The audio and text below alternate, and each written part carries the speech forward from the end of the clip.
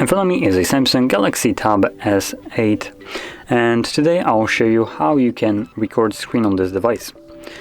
So to get started, pull down your notification panel, expand it, and look for the toggle, which for me is right here in the bottom left corner. This is the default orientation of the toggle, so hopefully for you it's in the same place. Once you find it, you can either tap on it to immediately start recording, or you can hold the toggle just so you can view the settings for recording. So below here we have things like sounds, and by default sets to media sound only. We have video quality, which is 1080p. Again, this is the default. This is the default. Well, everything here is the default. So you can customize it to your liking, but to be completely honest, the only thing that you will need to customize is most likely the selfie size of the camera, if you're planning to use that. So yeah, just select the size and that's it. The selfie size or selfie itself can be toggled on and off during the recording, so if you want to use it, you can just tap on it and it will add it to the recording during the recording. And another option is right here, they show taps and touches, which you can toggle on and off. It will show where you are pressing the screen with your finger or your pen.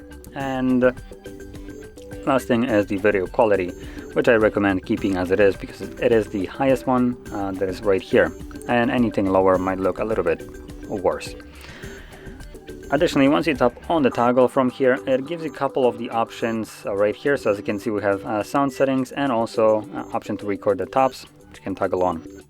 And last thing that I will mention, for recording media sounds and mic, if you're planning to use that, do also use headphones for this, because if you don't, microphone will be picking up whatever the noises made by the speakers and create an unwanted echo effect. So that's why you should use headphones for this.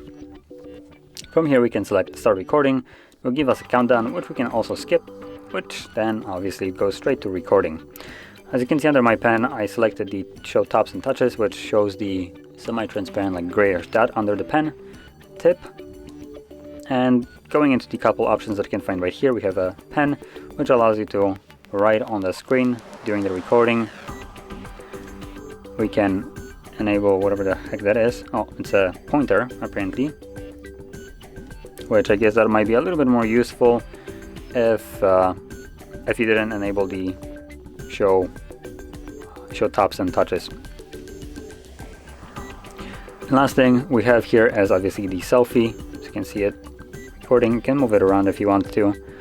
Then we have pause button, so you can pause the recording at any point, which it's a good option to have. For instance, when you're trying to log in somewhere, you can pause the video, log in, and then press on the red circle again to resume the recording, which will completely skip the part where you were logging in. It won't be visible in the recording at all. And last things last is the square to stop the recording, which automatically gets saved to your photo gallery. So you can open that up, and in here we can tap on the three bars right here. I'll navigate to albums, and in here you'll find your screen recordings. There we go, there's one recording, and it's automatically playing.